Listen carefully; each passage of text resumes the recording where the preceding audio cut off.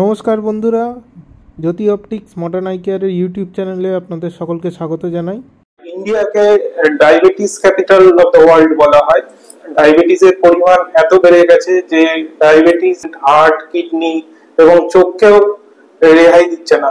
তো এই ডায়াবেটিস যে প্রভাব চোখের উপর, এটি কিন্তু মারাত্মক হতে পারে। আমাদের যে চোখের জ্যোতি আস্তে আস্তে ঝাপসা হয়ে যেতে পারে এবং আমরা দৃষ্টিহীনও হয়ে যেতে পারি। তো আমরা এই ডায়াবেটিসের যে প্রভাব চোখের উপর, সেই ব্যাপারটা আজকে বিস্তারিত জেনে নেব। আমাদের সঙ্গে রয়েছেন স্বনামধন্য চক্ষু রোগ বিশেষজ্ঞ doctor Chandranath Chowdhury sir. Sir, আমাদের ইউটিউব চ্যানেলে আপনাকে স্বাগত জানাই। আজকে আমরা এই ডায়াবেটিসের যে চোখের উপর যে প্রভাব, এই ব্যাপারটা নিয়ে আপনার থেকে একটু জানতে চাইবো। আপনি আমাদের বলুন যে সুগার থেকে চোখে কি কি সমস্যা জেনারেলি হতে পারে। ডায়াবেটিস চোখের কোনো লেয়ারকেই রেহাই দেয় না, সমস্ত চোখের যে বিভিন্ন অংশগুলো আছে সবগুলোকেই এফেক্ট করতে পারে। আর প্রথমত যদি শুরু করা যায় যে চোখের পাওয়ার, যাকে আমরা রিফ্র্যাক্টিভ এরর বলি, তো পাওয়ার কিন্তু সুগার বাড়া কমার সাথে আপ ডাউন হতে থাকে। ফ্রিকুয়েন্ট চেঞ্জ অফ গ্লাস, পাওয়ারটা বারবার পরিবর্তন হচ্ছে, চশমা বারবার পাল্টাতে হচ্ছে, এটা ডায়াবেটিক পেশেন্টদের ক্ষেত্রে খুব বেশি হয়। দ্বিতীয়ত চোখে ছানি তো বয়সের সঙ্গে সঙ্গে অনেকেরই পড়ে, আমরা জানি, শুনেছি, কিন্তু ডায়াবেটিস পেশেন্টদের ক্ষেত্রে ছানি পড়ার প্রবণতাটা খুব বেশি। আর্লি এজে, যে বয়সে ছানি পড়ার কথা নেই সেই বয়সেও কিন্তু ছানি পড়ে, এবং ডায়াবেটিক পেশেন্টদের মধ্যে ছানির হার খুবই বেশি। আর যেটা বলা যায় যে ডায়াবেটিক যে কোনো চোখে ইনফেকশন, যেমন কনজাংটিভাইটিস বা চোখের একটা আঞ্জনি, এটা সাধারণ মানুষের মধ্যে আমরা যেমন দেখতে পাই, ডায়াবেটিস পেশেন্টদের মধ্যে এটা খুব বেশি হয়। চট করে এরা এই রেড আই বা আঞ্জনি এগুলোতে আক্রান্ত হন, এবং এদের ক্ষেত্রে দেখা যায় যে সারতে অনেক সময় লাগে, 2-3 সপ্তাহ সময় লেগে যায়। যেটা সাধারণ মানুষের হয়তো 5-7 দিনে সেরে যাচ্ছে, সেটা 7-8 দিন সময় লাগে। কিন্তু সবচেয়ে মারাত্মক যেটা ডায়াবেটিসে, আমাদের চোখের যে রেটিনা বলে যে আলো সংবেদনশীল সবচেয়ে এরিয়াটা আছে, মোস্ট লাইট সেন্সিটিভ পার্ট যাকে বলে চোখের, সেই জায়গাটাকে অ্যাটাক করে, অর্থাৎ ডায়াবেটিক রেটিনোপ্যাথি। এইটা কিন্তু ডায়াবেটিসের থেকে হয় এবং এটা খুব সিরিয়াস। ডায়াবেটিক রেটিনোপ্যাথি ব্যাপারটাও তো আপনি বললেন, ব্যাপারটা কতটা সিরিয়াস? অন্য সমস্যাগুলো যেমন চশমা পাল্টালে আমার দৃষ্টির অসুবিধা হচ্ছে, চশমা পাল্টালে আমি দেখতে পাবো, ছানি পড়েছে চোখে, ছানি অপারেশন করলে আমি ভিশন ফিরে পাবো, বা একটা ইনফেকশন হয়েছে, সেখানে ওষুধ দিলে ইনফেকশন সারতে হয়তো দেরি হচ্ছে কিন্তু সেরে যাবে, সুগার যদি কন্ট্রোল থাকে তাড়াতাড়ি সেরে যাবে। কিন্তু ডায়াবেটিক রেটিনোপ্যাথি যে ব্যাপারটা, সেটা কিন্তু প্রথম স্টেজে অনেকের ক্ষেত্রেই ধরা পড়ে না, এবং এটা যদি অ্যাডভান্স স্টেজে চলে যায়, এবং এখান থেকে কিন্তু ডায়াবেটিস জনিত অন্ধত্ব অর্থাৎ ডায়াবেটিক ব্লাইন্ডনেস পর্যন্ত হতে পারে। এবং এইটা সেই জন্য diabetic retinopathy is a very serious, মানে ডায়াবেটিক বলা হয় যে আমাদের সারা পৃথিবীতে, শুধু ভারতবর্ষে নয়, সারা পৃথিবীতে যত ডায়াবেটিক পেশেন্ট আছেন এবং তাদের মধ্যে যত % লোক অন্ধ হচ্ছেন, বেশিরভাগই এই ডায়াবেটিক রেটিনোপ্যাথি থেকেই অন্ধ হয়ে যাচ্ছে। আচ্ছা, তো স্যার সব সুগার পেশেন্টদেরই কি ডায়াবেটিক রেটিনোপ্যাথি ব্যাপারটা আসতে পারে? হ্যাঁ, ডায়াবেটিস জনিত যে রেটিনার সমস্যা, যাকে আমরা ডায়াবেটিক রেটিনোপ্যাথি বলি, এটা সব সুগার পেশেন্টদেরই হতে পারে। তবে একটা যদি আমি পরিসংখ্যান দিই তাহলে ব্যাপারটা একটু ক্লিয়ার হয় যে মেইন রিস্ক ফ্যাক্টর যাকে বলে ডায়াবেটিক পেশেন্টদের, কাদের এটা বেশি হতে পারে, তাদের ক্ষেত্রে যে ডিউরেশন অফ ডায়াবেটিস, মানে কতদিন ধরে আপনি ব্লাড সুগারে ভুগছেন। ধরুন যারা 10 বছর ধরে ডায়াবেটিসে ভুগছেন, তাদের 20-25% মানুষের এটা হতে পারে। আবার যারা 20 বছর ধরে ডায়াবেটিসে ভুগছেন, তাদের মধ্যে 60-90% মানুষের এই ডায়াবেটিক রেটিনোপ্যাথি ডেভেলপ করতে পারে। আর যারা 30 বছর বা তার বেশি ভুগছেন, তাদের তো প্রায় 100 জনের মধ্যে 95 জনেরই ডায়াবেটিক রেটিনোপ্যাথি হতে পারে। এছাড়া কারোর ধরুন ডায়াবেটিস কন্ট্রোল নেই, আনকন্ট্রোল, তার ব্লাড সুগার লেভেল একদমই কন্ট্রোলে থাকে না, বা তার সাথে তার ব্লাড প্রেশার আছে, সেটাও হয়তো কন্ট্রোলে নেই। কোলেস্টেরল, মানে যাকে আমরা ডিসলিপিডিমিয়া বলি, কোলেস্টেরল বা লিপিড প্রোফাইলটা খুব বেশি থাকে, ঠিকমতো কন্ট্রোল হয় না। তার সাথে কিডনি প্রবলেম আছে, ডায়াবেটিস জনিত কিডনির প্রবলেম বা ডায়াবেটিক নেফ্রোপ্যাথি। এর সাথে হয়তো তিনি স্মোকার, তার ওবেসিটি আছে, তিনি অ্যানিমিক, এদের ক্ষেত্রে রিস্কটা খুবই বেশি। স্যার, ডায়াবেটিক রেটিনোপ্যাথি টার্মটা তো অনেকবার বললেন, এটা যদি আরেকটু বিস্তৃত আপনি বলতেন। হ্যাঁ, ডায়াবেটিক রেটিনোপ্যাথি ব্যাপারটা হচ্ছে যে বলতে গেলে একটা কথা বলতে হয়, ডায়াবেটিসে কি হয়। ডায়াবেটিসে আমাদের শরীরে যে বিভিন্ন জায়গায় রক্ত জালিকা আছে, সেরকম চোখেও আছে, এবং এগুলো এই রক্ত জালিকার মাধ্যমে কি হয়, চোখের বিভিন্ন জায়গায় ব্লাড পৌঁছে যায়। ব্লাডে কি আছে, ব্লাডের মধ্যে আমাদের অক্সিজেন আছে এবং যে বিভিন্ন কোষগুলো আছে তাদের খাদ্য আছে। এবার সুগার পেশেন্টদের কি হয়, এই যে রক্ত জালিকা, পাতলা পাতলা রক্ত জালিকা, এদের ওয়ালগুলো অর্থাৎ দেওয়াল থেকে কন্টিনিউয়াসলি ব্লাড এবং এই প্রোটিন লিকেজ হতে থাকে। এই প্রোটিন এবং ব্লাড লিকেজ হওয়ার জন্য সেখানে এদের ফ্লুইড একটা অ্যাকুমুলেশন হয়, জল জমে যায়, এবং যে জায়গায় অক্সিজেন পৌঁছানোর দরকার ছিল, খাদ্য পৌঁছানোর দরকার ছিল, সেখানে কিন্তু পৌঁছলো না। তার ফলে ওই জায়গাটা যেখানে খাদ্য পৌঁছলো না সেখানে একটা অক্সিজেনের অভাব দেখা দেয়, অর্থাৎ হাইপক্সিয়া ডেভেলপ করে। এই হাইপক্সিয়া থেকে কিছু কেমিক্যাল মিডিয়েটর তৈরি হয়, যারা চোখের মধ্যে সরু সরু আরো রক্তজালিকা তৈরি করে, যেগুলো চট করে একটা ফেটে যাওয়ার প্রবণতা থাকে এবং চোখে হেমারেজ হতে পারে।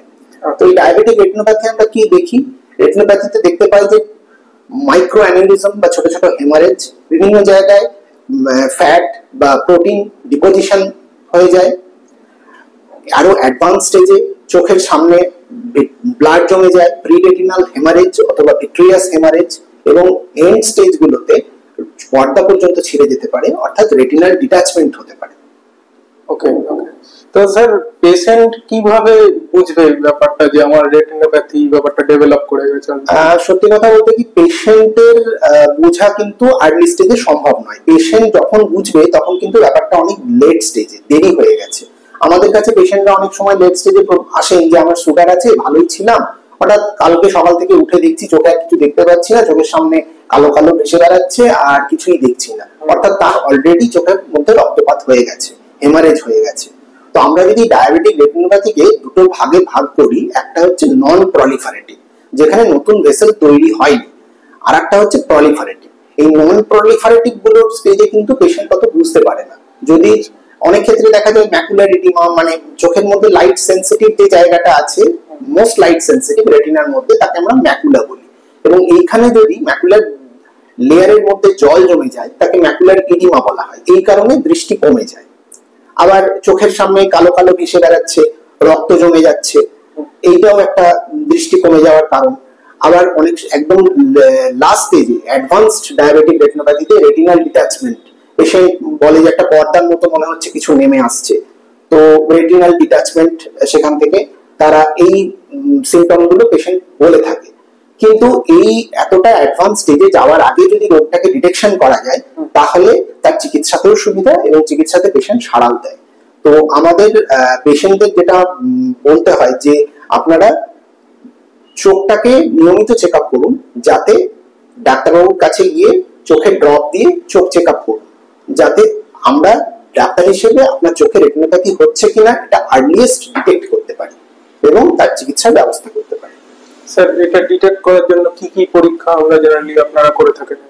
পেশেন্ট যেমন আমাদের কাছে চোখ দেখাতে আসে, তখন ডায়াবেটিক পেশেন্টদের পার্টিকুলারলি আমরা একটা ড্রপ দিই, যেটা দিয়ে চোখের মণিটাকে বড় করা হয়, এবং এতে কিছুটা সময় লাগে। এবং এখানে এই প্রসঙ্গে একটা কথা আমি বলবো যে অনেক পেশেন্টই আসেন যে না, আমার খুব তাড়া আছে, আমাকে জাস্ট পাওয়ারটা দিয়ে ছেড়ে দিন, চোখে ছানি আসছে কিনা দেখুন, আমার অত সময় নেই, আমি চোখে ড্রপ দিয়ে বসতে পারবো না। কারণ এই চোখে ড্রপ দিয়ে চোখটা মনি বড় করে দেখতে গেলে অন্তত 8 ঘন্টা থেকে 45 মিনিট সময় লাগে, এই সময়টা অনেকেই দেন না।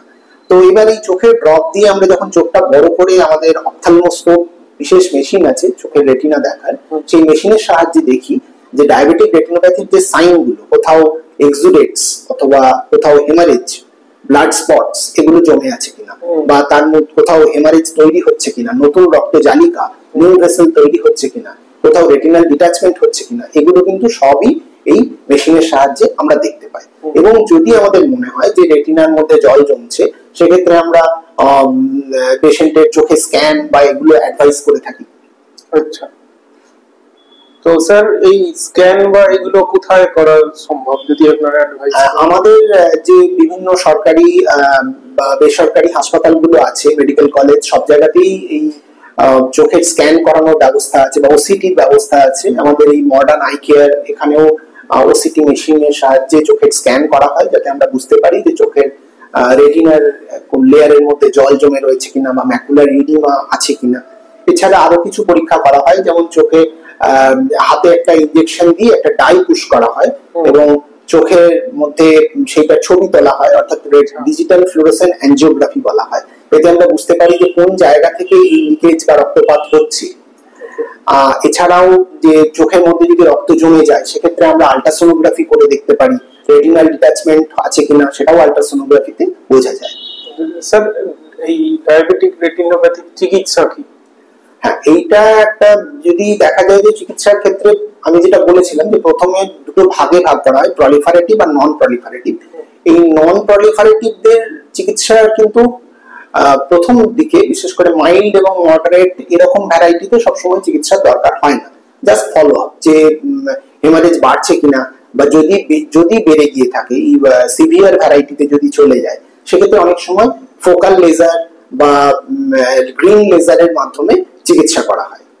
এছাড়া যদি চোখের মধ্যে আমরা ওসিটি করে দেখি যে রেটিনার মধ্যে জল জমে রয়েছে, যাকে আমরা ম্যাকুলার ইডিমা বলে থাকি, সেটা যদি হয় এবং তার জন্য দৃষ্টি কমে যাচ্ছে, সেক্ষেত্রে আমরা চোখে অ্যান্টি ভেজেফ বলে একটি ইনজেকশন আছে, anti vascular endothelial growth factor. এই ইনজেকশন গুলো চোখে দেওয়া হয়, ম্যাক্সিমাম 3 থেকে 4টি ইনজেকশন লাগে এবং প্রত্যেকটি ইনজেকশন দেওয়ার 1 মাস পর পর আমরা ওসিটি করে দেখি যে পেশেন্টের ইমপ্রুভমেন্ট কতটা হচ্ছে, এই ইডিমা কতটা কমছে, যে জল জমেছিল সেটা কতটা কমে আসছে। কিন্তু যদি পেশেন্ট অ্যাডভান্স স্টেজে পৌঁছে যায়, অর্থাৎ তার চোখে ভিট্রিয়াস হেমারেজ হয়ে গেছে, রক্ত জমে গেছে, অথবা রেটিনাল ডিটাচমেন্ট হয়ে গেছে, তখন কিন্তু তাকে ভিট্রেক্টমি সার্জারি করার দরকার হয়। স্যার, সবথেকে বড় ব্যাপার, এটাকে প্রিভেন্ট করব আমরা কি করে? হ্যাঁ, এইটা একটা বড় প্রশ্ন যে আমার সুগার আছে, আমার ডায়াবেটিক রেটিনোপ্যাথি হতে পারে, আমি জানলাম, আমি কি করলে হবে না। তো যেটা প্রথমেই করা উচিত যে ব্লাড সুগার লেভেল এটাকে কিন্তু কন্ট্রোলের মধ্যে রাখতে হবে, প্রথম কথা। তাহলে কোনো চিকিৎসা, কোনো কিছু ডায়াবেটিক রেটিনোপ্যাথি কে আমরা প্রিভেন্ট করতে পারি এবং চিকিৎসা যদি দরকারও হয়, চিকিৎসাটাও সাকসেসফুল হবে। তো ব্লাড সুগারের মধ্যে আমরা HbA1c বলে একটা টেস্ট হয়, গ্লাইকোসাইলেটেড হিমোগ্লোবিন, সেটা আমরা পেশেন্টদের বলা হয় যে 6 to 7 এই রেঞ্জে রাখার চেষ্টা করুন।